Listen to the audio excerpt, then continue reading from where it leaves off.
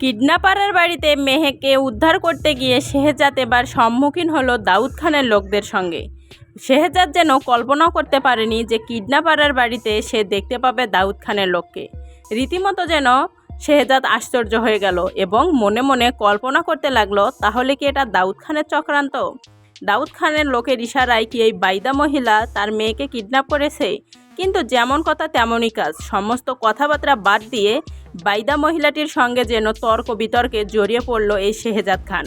শুধু তাই নয়, এক পর্যায়ে এই বাইদা মহিলাটিকে আইনের আওতায় নিতে চাইল শেহজাদ, কারণ রীতিমতো তার মেয়েকে অপহরণের দায়ে আইনের লোকের সহায়তা চাচ্ছে শেহজাদ খান।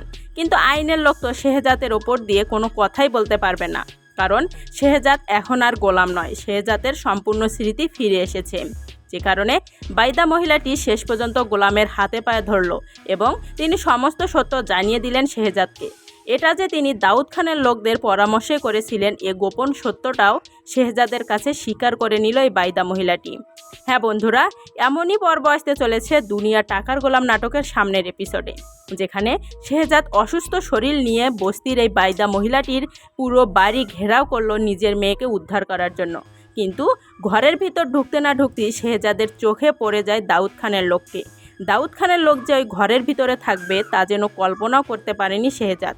কিন্তু শেহজাদ এখন সম্পূর্ণভাবে বুঝতে পারল যে দাউদ খানের লোকের চক্রান্তে এই মহিলাটি টাকার লোভে পড়ে তার মেয়েকে কিডন্যাপ করেছিল। কিন্তু শেহজাদ যেন কোনো মতেই নিজের মেয়েকে হাতছাড়া করতে চাইছে না। যত টাকা লাগুক আর পাওয়ারফুল সম্পত্তি লাগুক, সে নিজের মেয়েকে তার বিনিময়ে হলেও উদ্ধার করবে।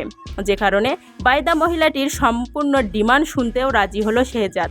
কিন্তু এক পর্যায়ে এই বাইদা মহিলাটি শেহজাদের আসল রূপ দেখে এবং শেহজাদের পরিচয় জেনে তার পায়ে ধরে ক্ষমা চাইল এবং শেষ পর্যন্ত এই বাইদা মহিলাটি শেহজাদের মেয়েকে তুলে দিল শেহজাদের কাছে এবং সমস্ত অপরাধের জন্য শেহজাদের কাছে হাত জোর করে ক্ষমা চাইল।